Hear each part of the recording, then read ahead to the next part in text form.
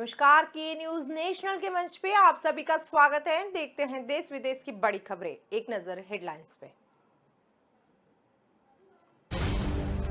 Bharatiya Janata party ने प्रधानमंत्री मोदी के जन्मदिवस को कोरोना के खिलाफ चल रहे टीकाकरण को समर्पित करने का फैसला किया। अफगानिस्तान के पूर्व उपराष्ट्रपति अब्दुल राशिद दोस्तम के काबुल स्थित महल पर तालिबान ने अब कब्जा कर लिया। ऑल इंडिया मजलिस इत्तेहादुल मुस्लिमीन के अध्यक्ष और सांसद असरुद्दीन ओवैसी पर यूपी के बाराबंकी जिले में केस दर्ज किया गया। पिछले 3 दिन से हरियाणा के करनाल में किसानों का डेरा। शुरुआत के 2 दिन तो अच्छी खासी भीड़, किसानों में जोश भी देखने को मिला।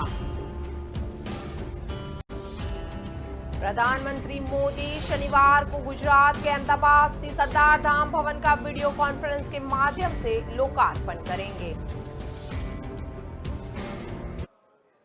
भारतीय जनता पार्टी ने प्रधानमंत्री नरेंद्र मोदी के जन्मदिन को कोरोना के खिलाफ चल रहे टीकाकरण को समर्पित करने का फैसला लिया है। अब इसलिए भारतीय जनता पार्टी के राष्ट्रीय अध्यक्ष जेपी नड्डा ने कार्यकर्ताओं से अपील की कि वे आगामी 17 सितंबर को प्रधानमंत्री नरेंद्र मोदी के जन्मदिवस पर टीकाकरण को रफ्तार दें। मीडिया को संबोधित करते हुए जेपी नड्डा ने कहा कि 17 सितंबर को भाजपा के हर बूथ लेवल कार्यकर टीका लगवाने में लोगों की मदद करेगा। जेपी नड्डा ने कहा, हमने जुलाई में संकल्प लिया था कि कोरोना की तीसरी लहर से पहले 2 लाख गांव के 4 लाख लोगों को प्रशिक्षित करेंगे, जिससे वे कोरोना के खिलाफ बेहतर तरीके से जंग लड़ सके। लेकिन सिर्फ 43 दिन में ही 6.88 लाख लोगों को प्रशिक्षित किया गया। उन्होंने आगे ये भी कहा कि अब हमारे लक्ष्य 8 लाख लोगों को प्रशिक्षण देना है। इसी के अलावा भाजपा की ओर से सेवा और समर्पण अभियान भी चलाया गया। ये अभियान प्रधानमंत्री मोदी के जन्मदिन यानी कि 17 सितंबर को शुरू होगा और अगले 3 सप्ताह तक ये अभियान चलेगा। इन 3 सप्ताह में भाजपा की ओर से अलग अलग कार्यक्रम आयोजित किए जाएंगे। जानकारी के मुताबिक पार्टी की ओर से 14 करोड़ राशन बैग बांटने और 4 crore thank you post card भेजे जाएंगे। प्रधानमंत्री मोदी का जन्म 17 सितंबर 1950 को हुआ था। वे 70 साल के हो चुके हैं। ये कार्यक्रम उनके 71वें जन्मदिन के अवसर पर आयोजित किया जा रहा है। अब तालिबानी हुकूमत में अफगानिस्तान के पूर्व उपराष्ट्रपति अब्दुल राशिद दोस्तम के काबुल स्थित महल पर तालिबान ने कब्जा किया। यहाँ 150 तालिबानी तमाम सुख सुविधाओं के साथ रह रहे हैं। उनका कहना है कि दोस्तम पिशाच थे। उन्होंने अफगानी जनता के खून से यह घर बनाया था। अफगानिस्तान की जनता के पास खाने को कुछ नहीं था और दोस्तम ने महल बना लिया। काबुल एयरपोर्ट से अमेरिकी सैनिकों के हटने और तालिबान के कब्जे के बाद पहली इंटरनेशनल फ्लाइट ने गुरुवार को उड़ान भरी थी। कतर एयरवेज की फ्लाइट से 200 लोगों को कतर की राजधानी दोहा पहुंचाया गया। इन लोगों में अमेरिका भी शामिल था। बता दें कि 31 अगस्त को अमेरिका ने काबुल एयरपोर्ट पर तालिबान के हवाले कर दिया था। इसके बाद काबुल एयरपोर्ट से उड़ानों पर रोक लगा दी गई, लेकिन अब उड़ानें फिर से शुरू कर दी गई है। भड़काऊ भाषण देने वाले ओवैसी अब फंसे हैं। बाराबंकी में उनके खिलाफ केस दर्ज हुआ। एआईएमआईएम के मजलिस इत्तेहादुल मुस्लिमीन के अध्यक्ष और सांसद असरुद्दीन ओवैसी पर यूपी के बाराबंकी जिले में केस दर्ज किया गया। आरोप ये है कि ओवैसी ने सांप्रदायिक सौहार्द बिगाड़ने के लिए भड़काऊ भाषण दिए। ट्रिपल तलाक और बाराबंकी में मस्जिद गिराए जाने को लेकर प्रधानमंत्री मोदी और मुख्यमंत्री योगी आदित्यनाथ के खिलाफ विवादित बयानबाजी उन्होंने की। दरियाबाद सीट से भाजपा विधायक सतीश शर्मा ने भावनाएं आहत करने की शिकायत की थी। इसी के बाद ओवैसी पर नगर कोतवाल में सिटी पुलिस चौकी प्रभारी हरिशंकर साहू की तहरीर पर बिना अनुमति जनसभा करने, धार्मिक भावनाओं को भड़काने, धारा 144 और महामारी अधिनियम के तहत केस दर्ज किया गया है। सभा में 50 लोगों की परमिशन के बावजूद भारी जनसमूह को इकट्ठा किया गया। हालांकि अनुमति केवल चाय पार्टी और मुलाकात के लिए ही मांगी गई थी। इसी के बावजूद बड़े मैदान में बाकायदा मंच बनाकर जनसभा योजी गई थी। ओवैसी अपने 3 दिवसीय दौरे के आखिरी दिन गुरुवार को बाराबंकी पहुंचे थे। यहां उन्होंने एक जनसभा के दौरान विपक्षियों पर निशाना साधा। साथ ही ओवैसी ने जनसभा के दौरान प्रशासन पर रामसने ही घाट में मस्जिद गिराने का आरोप लगाया। उन्होंने कहा कि 2014 से मॉब लिंचिंग के नाम से केवल मुसलमानों को मारा जा रहा है। उत्तर प्रदेश में मुसलमानों पर जुल्म करने वालों को पुलिस गिरफ्तार करती है, लेकिन 24 घंटों में उन्हें जमानत दे देती है। जुल्म करने वालों को यह पता है कि भाजपा की सरकार उनके साथ है, वह उन्हें बचा लेगी। पिछले 3 दिन से हरियाणा के करनाल में किसानों ने डेरा डाला। शुरुआत के 2 दिन तो अच्छी खासी भीड़, किसानों के जोश भी देखने को मिला। राकेश टिकैत, गरमाल सिंह चटनी सहित कई बड़े किसान नेताओं ने हुंकार भरी। ऐसा लग रहा था जैसे दिल्ली बॉर्डर की तरफ किसान यहां भी आंदोलन का नया गढ़ बनाएंगे, लेकिन ऐसा नहीं हुआ। तीसरे दिन यानी 9 सितंबर की शाम होते होते भीड़ छटने लगी। किसानों का उत्साह कमजोर पड़ने लगा। बड़े नेता यहां से निकलते नजर आए। इसकी सबसे बड़ी वजह है सरकार का सख्त स्टैंड। लगातार विरोध प्रदर्शन के बाद भी सरकार ने एसडीएम को सस्पेंड नहीं किया। यही वजह है कि राकेश टिकैत भी बिना मांग मनवाए वापस लौट गए। एक तरह से किसानों को यहां मुंह की खानी पड़ी। इसलिए अब किसान आंदोलन के प्रभाव, अस्तित्व, प्रासंगिकता और भविष्य को लेकर नए सिरे में बात शुरू हो गई। माना जा रहा था कि किसानों के भारी प्रदर्शन के बाद सरकार किसानों की एसडीएम को बर्खास्त करने वाली मांग मान लेगी और प्रदर्शन खत्म करवा लेगी, लेकिन सरकार टस से मस नहीं हुई। इसी के बाद करनाल प्रदर्शन को जारी रखना किसानों की साख का सवाल बन गया। मजबूरन ना चाहते हुए भी किसान नेताओं को करनाल में अनिश्चितकालीन धरना देने का ऐलान करना पड़ा। किसान आंदोलन से जुड़े एक नेता ने नाम न बताने की शर्त पे कहा है कि राकेश टिकैत नहीं चाहते थे कि करनाल में किसान आंदोलन का नया गढ़ बने। प्रधानमंत्री नरेंद्र मोदी शनिवार को गुजरात के अहमदाबाद स्थित सरदार धाम भवन का वीडियो कॉन्फ्रेंस के माध्यम से लोकार्पण करेंगे। साथ ही इस परियोजना के दूसरे चरण का भूमि पूजन और शिलान्यास भी करेंगे। प्रधानमंत्री कार्यालय की ओर से जारी एक बयान में शुक्रवार को ये जानकारी दी गई। गुरुवार के मुख्यमंत्री विजय रूपानी और उप मुख्यमंत्री नितिन पटेल भी इस कार्यक्रम में वर्चुअल माध्यम से मौजूद रहेंगे। परियोजना के दूसरे चरण में कन्या छात्रालय बनेगा। इसमें 2000 कन्याओं के लिए छात्रावास की सुविधाएं भी उपलब्ध करवाई जाएगी। पीएमओ के मुताबिक सरदार धाम शैक्षिक और सामाजिक बदलाव के साथ ही समाज के कमजोर वर्गों के उत्थान और रोजगार के अवसर उपलब्ध कराने की दिशा में काम कर रहा है। सरदार धाम में छात्रों के लिए आधुनिक सुविधाएं उपलब्ध है। अहमदाबाद के वैष्णव देवी सर्कल के पास सरदार धाम परिसर में ये भवन बना है।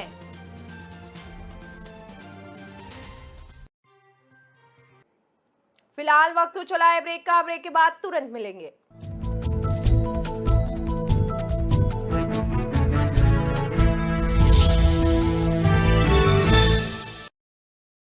न ऐश का न द्वेष का, यह दंगल है देश का। सुलगती समस्याओं के जुलसते सवालों का होगा दंगल देश का। प्रशासन के प्रश्नों को लेकर होगा दंगल देश का। शिक्षा, स्वास्थ्य, समाज, कानून और व्यवस्था के आज क्या है हालात। सोमवार से शुक्रवार रोज रात 8 बजे जलपा क्षत्रिय के साथ दंगल देश का।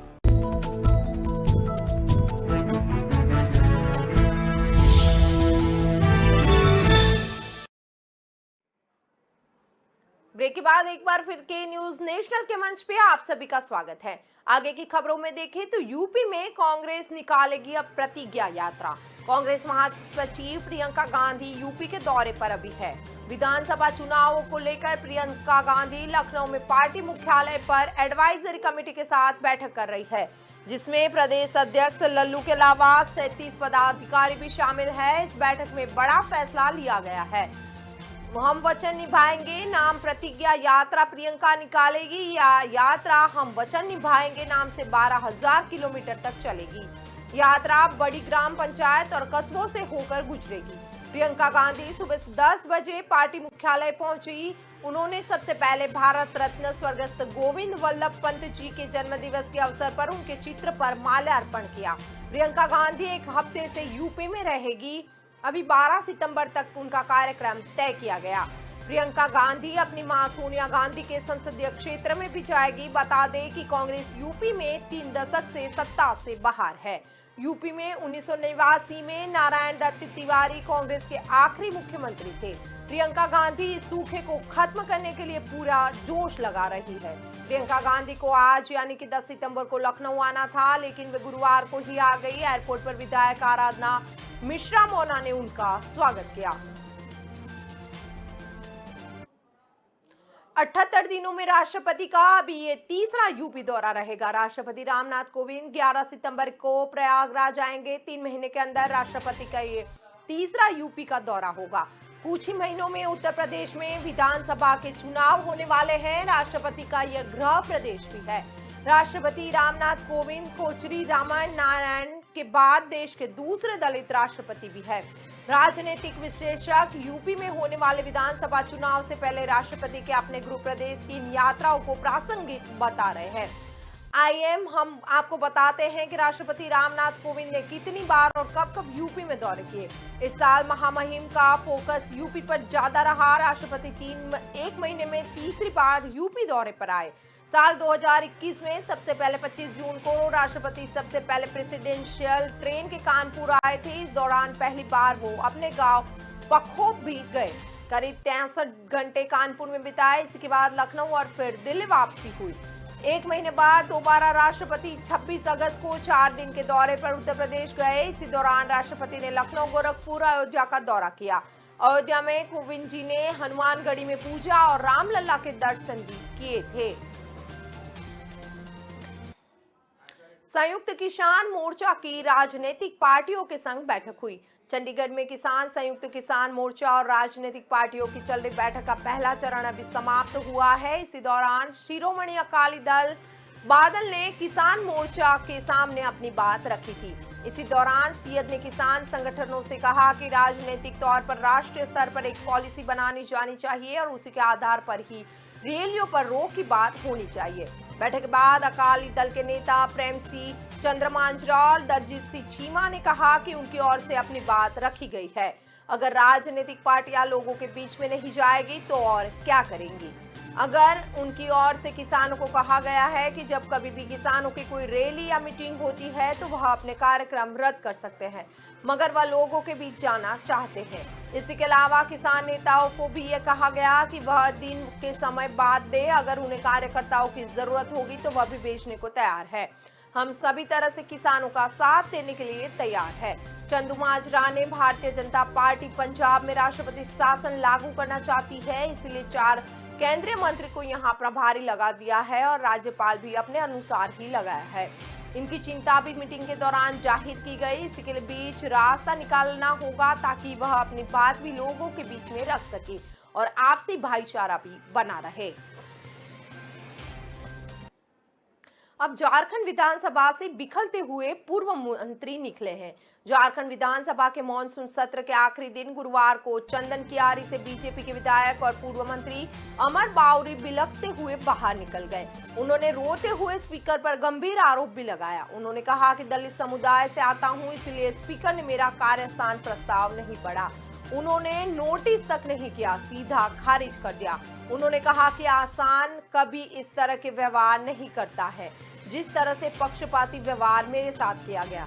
ये दुखद है, ये बाबा साहब के सपनों को तोड़ने वाला है। उन्होंने कहा कि ये भावना के आंसू है, आंसू निकल रहे हैं तो कमजोर नहीं समझे।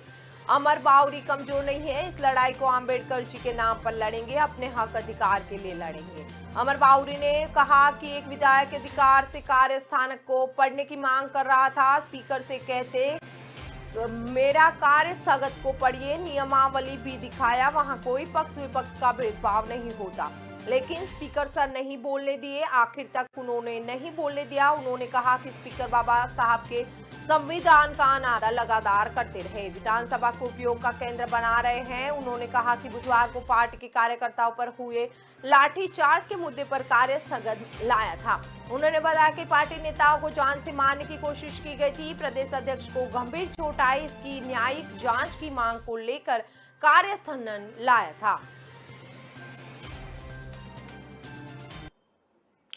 अमेरिकी विमानों पर झूला झूल रहे तालिबानी, अमेरिका को मजबूरी में अपने विमान अफगानिस्तान में छोड़ने पड़े, लेकिन अमेरिकी सैनिक इन विमानों को निष्क्रिय करके गए हैं। ऐसे में तालिबानी इन विमानों को उड़ा तो नहीं पाएंगे, लेकिन उन पर झूला झूलते नजर आ रहे हैं। सोशल मीडिया पर एक ऐसा ही वीडियो अभी वायरल हो रहा है, हालांकि इसकी लोकेशन पता नहीं चल पाई।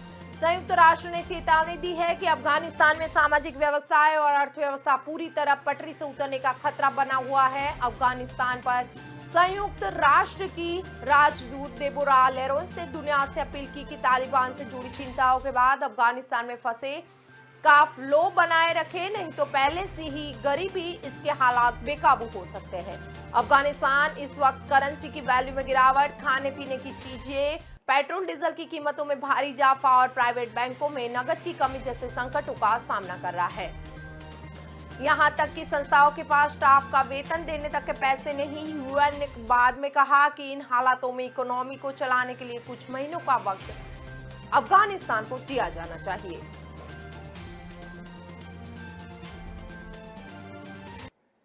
फिलहाल वक्त तो चला है ब्रेक का, ब्रेक के बाद फिर मिलेंगे।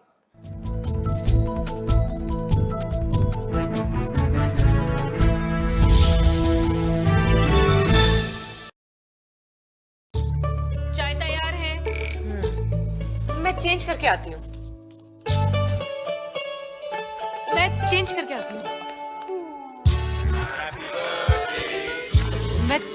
आती हूँ। लायरा का नया कलेक्शन, बहाने कम पड़ जाएंगे पर स्टाइल्स नहीं। Lyra, time to style.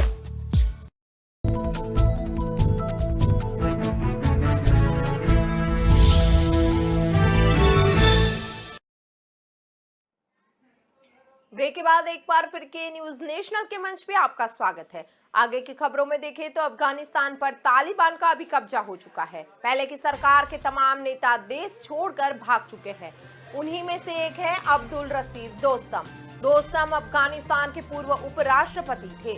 अब इन जिनकी वो देश छोड़ चुके हैं, तालिबानियों ने उनकी आलीशान हवेली को अपना ठिकाना बना लिया।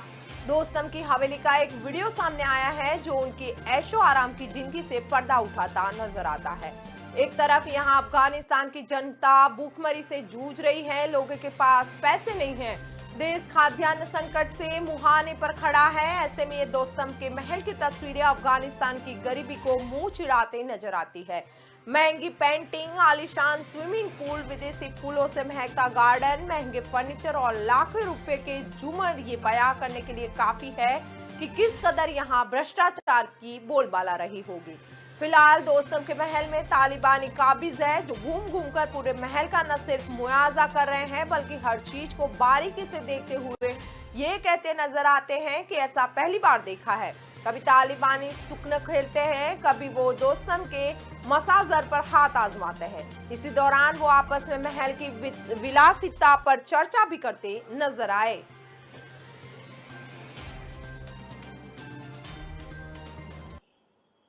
बिहार में अभी पंचायत का चुनाव ऐलान हो चुका है। कल यानी गुरुवार को तेजस्विनी यादव गोपालगंज गए थे। दावा किया जा रहा है कि उसी दरमियान उन्होंने महिलाओं को नोट बांटे। इसका एक वीडियो सोशल मीडिया पर तेजी से वायरल हो रहा है।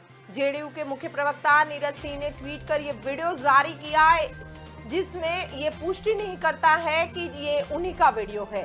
जेडीयू प्रवक्ता ने वीडियो शेयर करते हुए कहा, कोई जानता नहीं, पहचानता नहीं, कौन है ये राजकुमार जिसने रुपया गिराया। घमंड का कुमार इस कमार पर इतना छाया, अमीरी गरीबी का फर्क बताया। कोई पीछे से लालू का लाल बताते हैं, भूत के वर्तमान का हाल दिखाते हैं।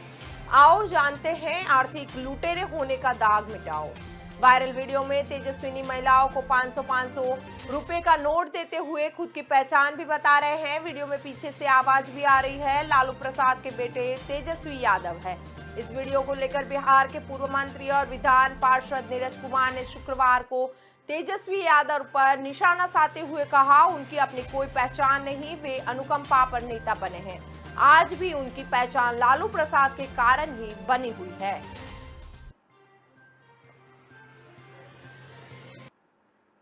कोरोना के बाद निपा वायरस के बढ़ते खतरे के बीच भारत को बड़ा हथियार मिला। ड्रग कंट्रोलर ऑफ इंडिया की ओर से निपा वायरस की जांच के लिए गोवा की मॉलबियो डायग्नोस्टिक की टेस्ट किट को आपात इस्तेमाल की मंजूरी मिल गई। ट्रूनेट नाम की यह टेस्ट किट से RT-PCR प्लेटफॉर्म पर आधारित है। निपा वायरस की जांच के लिए अनुमोदित ये भारत की पहली टेस्ट किट है। ट्रूनेट पूरी तरह से स्वदेशी बैटरी से चलने वाली और RT-PCR प्लेटफॉर्म पर आधारित किट है। इसके माध्यम से करीब 30 बीमारियों की जांच की जा सकती है और 1 घंटे में 20 कम से कम समय में इसके नतीजे सामने आ जाते हैं। इस किट से TB, corona, dengue, chikungunya, hepatitis, HPG जैसी बीमारियों की जांच की जा सकती है। मौलवियों के सीटीओ चंद्रशेखर नायर ने बताया कि इस टेस्ट किट को ब्रिक केस में रखकर कहीं भी ले जाया जा सकता है। उन्होंने कहा कि टेस्ट किट को अंतर्राष्ट्रीय बाजारों में ले जाया गया है और हर जगह से पेटेंट भी करवाया गया। उन्होंने बताया कि इस किट को इस तरह डिजाइन किया गया कि कम समय के प्रशिक्षण के बाद भी इसे प्रयोग में लाया जा सके। गौरतलब है कि केरला में कोझिकोड के अलावा भारत में निपाह वायरस के 3 मामले पहले भी सामने आ चुके हैं। सबसे पहले 2001 में सिलीगुड़ी में ये वायरस मिला था, जिसके बाद 2007 में पश्चिम बंगाल और केरल के कोझिकोड और मल्लमपुरम में 2018 में ये संक्रमण सामने आया था। अफगानिस्तान में तालिबानी सरकार के ऐलान के बाद सब कुछ बदला बदला नजर आ रहा है। फिर चाहे काबुल की दीवारें ही क्यों ना हो, एयरपोर्ट का नाम हो या फिर अफगानी वीजा, हर जगह तालिबानी झलक दिखी जा रही है। इसके तालिबान के कई नई सोच के साथ आने के दावे की हकीकत भी पता चल रही है। साफ दिखाई दे रहा है कि तालिबान आज भी वैसा ही है जैसा 20 साल पहले था। काबुल में अमेरिकी दूतावास की दीवार पर पहले मुस्कुराती हुई बच्चियों की तस्वीरें बनी थी। इस पर मैसेज लिखा था, मैं अफगानिस्तान का भविष्य हूं, जिसकी जगह पर अब तालिबान का झंडा नजर आ रहा है। ये बदलाव तब किए गए जबकि काबुल की सड़कों पर महिलाएं अपने अधिकारों के लिए प्रदर्शन कर रही है। काबुल एयरपोर्ट के बाहर से हामिद करजई इंटरनेशनल एयरपोर्ट का बोर्ड हटाकर काबुल इंटरनेशनल एयरपोर्ट का बोर्ड लगा दिया गया। अफगानी वीजा पर पहले देश का नक्शा होता था, लेकिन अब तालिबानी सरकार यानी कि इस्लामिक अमीरात का लोगो प्रिंट हो रहा है।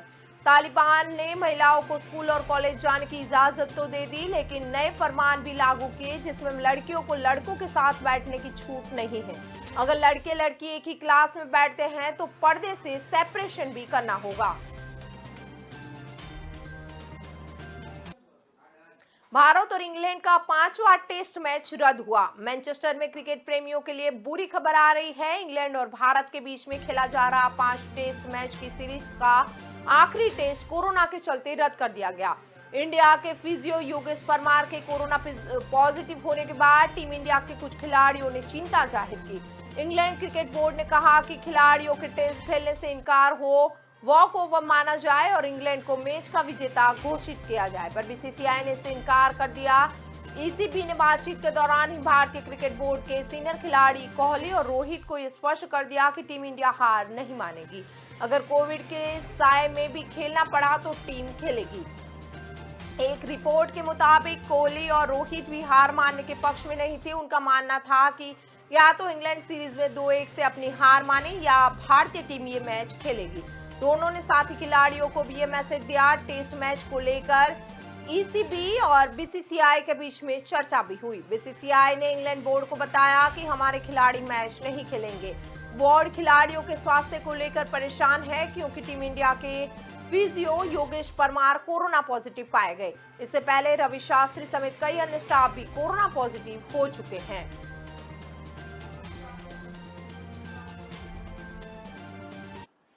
अब तक की खबरों में बस इतना ही। ज्यादा खबरों के लिए देखते रहें के न्यूज। नमस्कार।